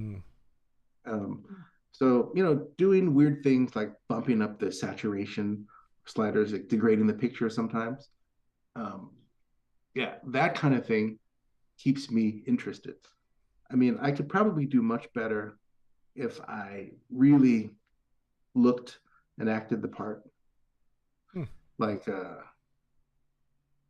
I'm not gonna, if I mention this guy, people will be able to figure out what I'm talking about. But basically, if I looked like a fashion photographer, if I dressed up in a suit, bow tie, did my hair a certain way, and like really got into that and took the kind of pictures that Vogue would like, because Vogue likes street fashion from Korea. I'd probably do much better in terms of commercial work. But when this person who did this street fashion package for years for one of the major fashion magazines, doing street fashion in Seoul, and I was kind of like, I've been doing street fashion since 2006, but they won't talk to me. Why is this random guy getting all this work?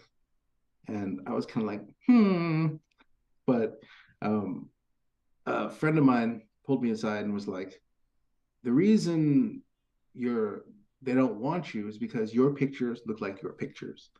The pictures they put out are just like these really well exposed, nice moments, but they could be anyone's pictures. So that kind of follows my rule that if I had a stack of 100 pictures and just one of mine, I should be able to throw them in the air, and then when they hit the ground, I should be able to pick mine out, and anyone should be able to pick yours out. And I definitely think that's there. And I'm proud of that fact. I'd rather be able to do that and be able to pick mine out of a stack of 100 pictures on the floor.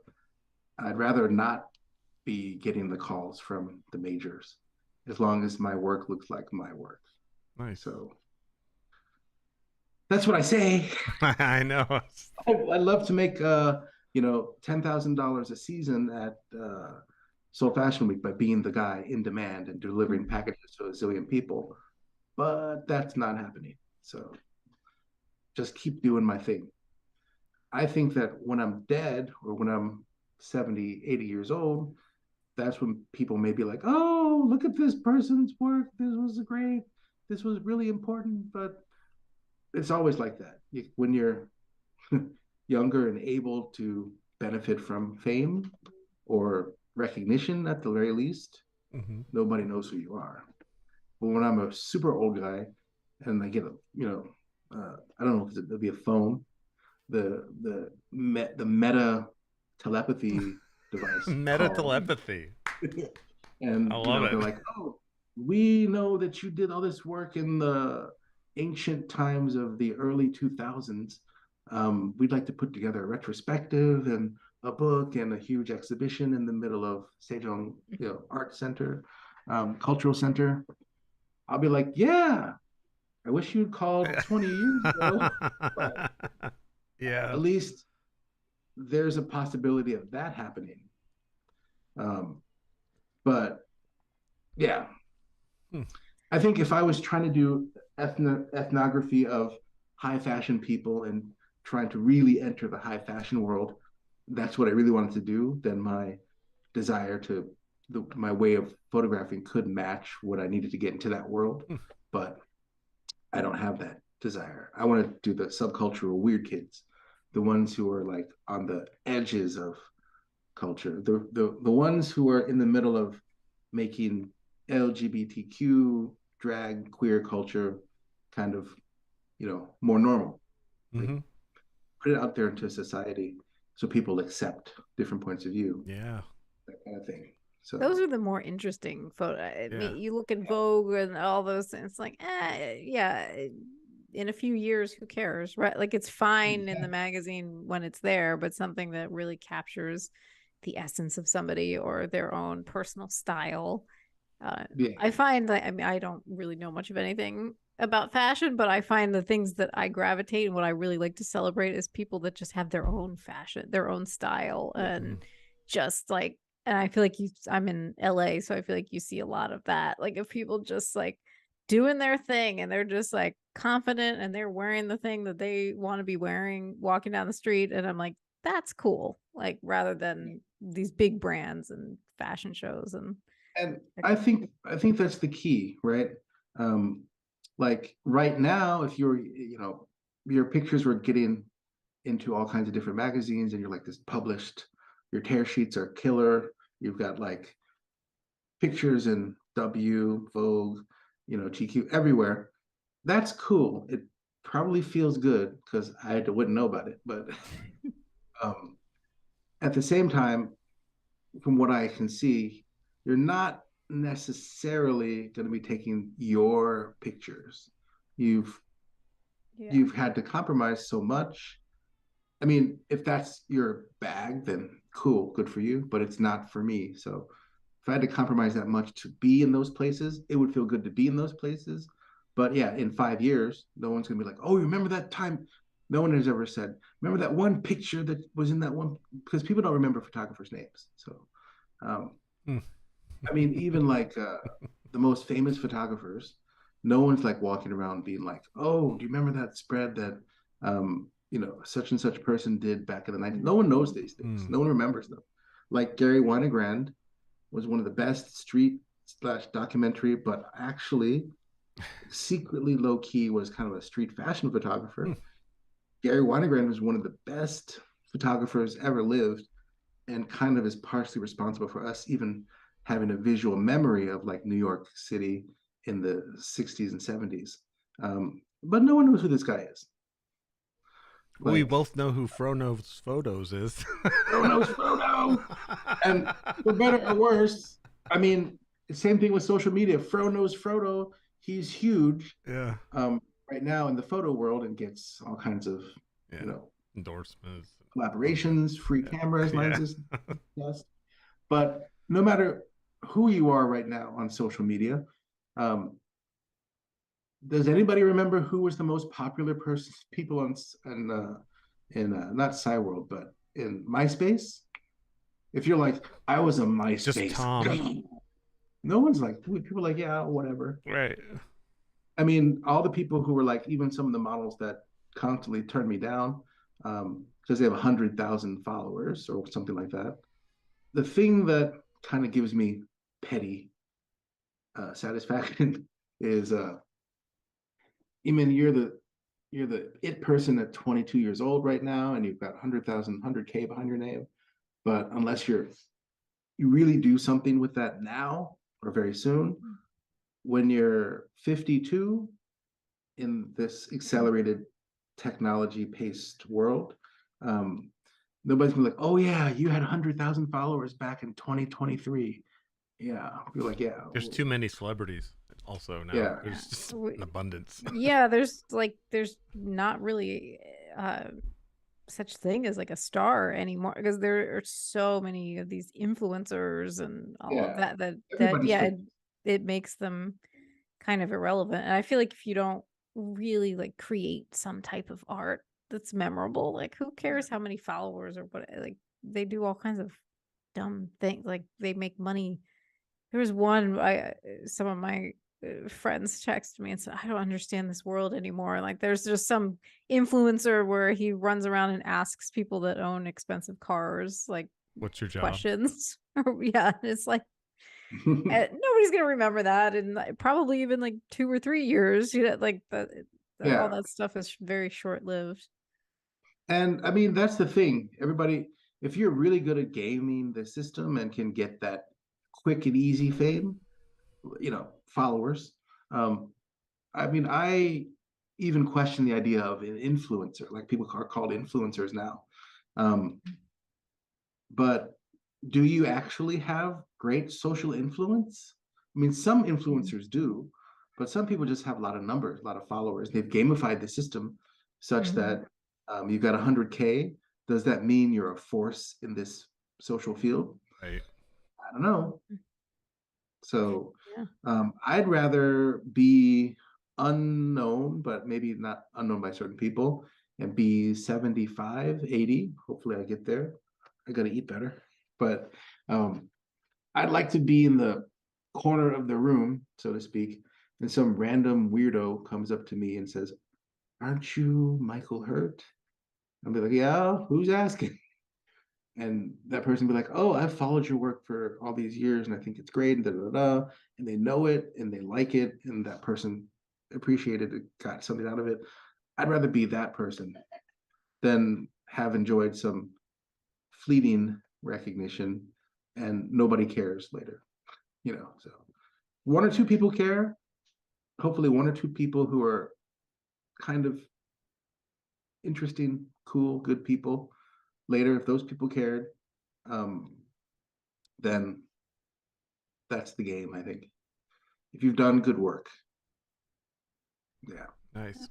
Just so you know, we are coming up on the 2-hour mark. I just wanted to... Yeah, I was going to ask you, Michael, where is your current work mostly on Instagram? Tell people where they can find your stuff. Most of my stuff, I'm on Instagram at my personal Instagram with my official name and my official street fashion work, and most of my work that was like before 2017 is on my personal Instagram, which is at Kuraeji, Kureji, but don't go there because I don't really check that account. I mean, I have it there. Where I do my work is Seoul Street Studios, the round thingy, and Seoul Street Studios, no spaces. We'll put it in the description. Yeah, that used to be my secret artistic account where I didn't have my name on it. I still don't have my name on it, where I could be free to just do the kind of photos that I want to do. And not all of them are, I mean, they're all safe for work. They're all Instagram safe, obviously, or my account would be taken down. But they're not necessarily the safest pictures. And I kind of feared, because there's lots of competition and petty backbiting and sabotage in academia in general, but also in Korea specifically, that, I've been attacked a bit for my pictures. And, you're approached with a picture out of context, somebody screenshotted. Is this the kind of picture a university professor should be taking? I'm like, why not? Yeah. He did. I do. I'm actually proud of my work, and I get to connect with people that you wouldn't even be able to get to talk to you. So they respect. Anyway, that's where I'm mostly at. I also started, mostly me right now, a medium-based, but also medium YouTube, Instagram, called Soulacious, Korean pop culture, feminist pop culture, critical theory magazine. Kind of a snarky, looking at Korean popular culture, specifically fashion culture, called, so SEOUL, and then ACIUS. So it's a combination of The easy one would be soulicious, which is taken and has been taken for a long time. But soulacious comes from the word salacious. Like, okay, so to connect again here, Jason, so you remember in Jabba the Hutt's palace, Salacious Crumb? Oh, yep. Yep. Yeah, so that's where I learned the word salacious when I was a kid. Oh, okay. Like delicious, savory in this like bad way. So I kind of like soulacious because, yeah, that's cool. I like it. I like Salacious Crumb. Nice. Oh my god, I haven't thought about that name in forever. I can't believe it just popped back in too. I was like, That was the best part of Return of the Jedi. Yeah. I'm writing a lot and using my picture a lot from Seoul Street Studios Instagram, and that work to do writing about Korean popular culture, fashion culture. So that's where I am a lot. Yeah. Cool. Nice. And we'll put all those links down in the chat. Should I ask my final question? Yeah, we can. And also, please subscribe if you had fun listening to Michael Hurt's stories. A lot of really interesting stuff about South Korea and photography. Yeah. I do have a final question for you. I've asked it for a very long time to lots of people, and it kind of became a thing on the show. Let's see. 1 second. Sorry. All right. Yeah, there you are. Yeah, I was just real life just invaded me for a second, and then I shoved it back out there. So here's a question for you. It's kind of hypothetical. So you're sitting where you are right now, and through the door, suddenly someone comes in, and they look exactly like you, except they're even wearing the same clothes you are, and they are disheveled. That might even be a little bit damaged, a little bit, like with a little cut on their head or something. And they look at you and go, "You have to come with me. I'm from the future." What do you do? Well, if they're from the future, they obviously know more than I do. So any scenario with someone's from the future, you go with them. And you just do what they do. Tell you to do. Just bring your camera. Yeah. They're around and they know what's going on. You don't. So I actually asked myself the same question. If I could go back in time to like me freshman year, oh yeah, this would be a safe time, be like 10:30 on a Tuesday before I got up for class. And I'm alone, my roommate has already gone out. I'd be a safe time to talk to myself. What would I tell myself if I only had 5 minutes? Right. I mean, obviously, I'd just be like, listen, I'm from the future, so you don't obviously, I know more than you. So just listen. Carbs are bad. Facebook, whatever. Maybe you could talk about, I think, cryptocurrency, Bitcoin. That's a little too early. I'd be like, buy sex.com, whatever.com, commonword.com, and just hold these things, because you could have done that in the mid-90s before people knew what that was. I would tell people to do certain things, myself to do certain things, and I was just like, listen, don't argue, just do them. I'm from the future. I know. You don't. And if you do these things, you'll be rich. Yeah, I have that thought often myself. I like how you just flipped the question. You're like, well, I've actually thought about popping in on my past self. Yeah, shouldn't my future self be giving me some information right now? Yeah.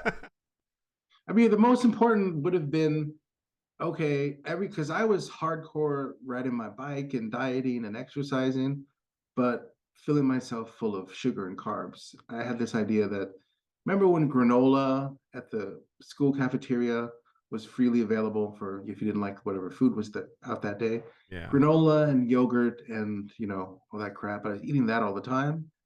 If only I'd known, all I had to do was stop eating the carbs and the sugar and just keep doing what I was doing. That would have been awesome, but I didn't know that. I was like, oh, calories. You got to keep the fat down, even though that's what I should have been eating. The best message from the future would have been that. Yeah, a lot of that stuff comes from childhood where, like, my family was always like, eat up, finish your plate, or you're not going to go anywhere. And here, have some more. Did you want some more cake? Want some more lasagna? And I find that with my son, I don't do that. If I put food down in front of him and he doesn't want to eat, I'm like, all right, yeah, well, I'll put it in a box, in a carton for you. My parents, they would have made me eat it, and then they would have asked if I wanted more. And that I have to actively try not to eat too much food now because I grew up that way. I'm always thinking about it. I had the same experience with liver and onions with my mom. Oh. And in the 70s, in the 70s, things were just done a certain way. Yeah. And my mom prepared this, I think it was from her work. This very nice plate of very expensive, I guess that was like the most nutritious food back then, where people thought for some reason you should eat little organs filled with iron. She's like, I got this, with great difficulty. You're going to eat this. And I'm like, I'm not going to eat this. If you're going to sit here at this table until you eat that food, I sat there until 10 p.m. because I was just that stubborn. Yep. And I would not eat it. Mm-hmm. But that's the old school way of doing things. Yeah, my therapist said the same thing that you just said. He said all that teaches your child is stubbornness. It doesn't teach them anything else. Or brings that trait out. But but lots of things. It was the 70s, like I say a lot now with my own past things that I regret. It was the 80s. What you gonna do? Yeah, I mean, it was true. The 80s is catch-all explanation for a lot of things. Yeah, for sure. Yeah. Awesome. Well, Michael, thank you so much for joining us and coming on the show and thanks for inviting me, because I like to talk and ramble about weird things, and if I can talk about weird things that people actually want to hear, that's cool. Fantastic. All right. Yeah, thanks a lot, Michael Hurt. Oh, yes. Is there gonna be if there's a cool part, maybe I can put over my own attempt at YouTube explainer video? I don't know. It's going to be, the live is going to be on YouTube, and then I usually edit it so that each individual screen gets screen time while the person's talking, and then I'll put that up. And if you want, I can give you a copy so you can do whatever you want with it. That'd be cool. Yeah, totally. Yeah, I have to remember to do that. And then you'll also there'll be short clips too, right, of different segments. So we'll have like the unedited live stream, then an edited long version, and then the clips will go up. I do have one question or proposal. I'm not sure if you find it useful, but if there are people who may watch it on YouTube or things later, after you've had time to edit, if you need either any pictures that I described verbally, that obviously have been easier to just see, then I can send those along. Yes, indeed, that would be wonderful. So what we can do is we can send you a copy of it, and if I'll try to tell you what you described, and then like the one in the hallway, like that. That's cool. I was thinking that too, so I'm glad you reminded me. Yes, that's a great idea. Well, I'm thinking just from the top of my head is when I describe pictures, the ones that were in my head was a picture in Myeongdong, low angle, full body. There was like the couple picture I described, and there was like the cell phone hallway picture. I'm not sure if there are others that there were, but I'll definitely know it by watching this. When I'm editing it, I'll definitely hear them again. Fantastic. This is fun. Cool. What? For me as well. Yeah, that's great. All right. I'm gonna go and eat. Thank you everybody for watching. Don't forget to hit the like button, hit the subscribe button, share the clips, share this. Feel free to go to Patreon and support us so that we can all just quit our jobs and do this for a living. That would be fantastic. Awesome. All right. Oh, and come to follow me at Soul Street Studios on Instagram. Yep, and it's in the description too. So, all right. Hopefully, we will not be talking over the end screen. Bye, everybody. What are your feelings on religion and specifically good?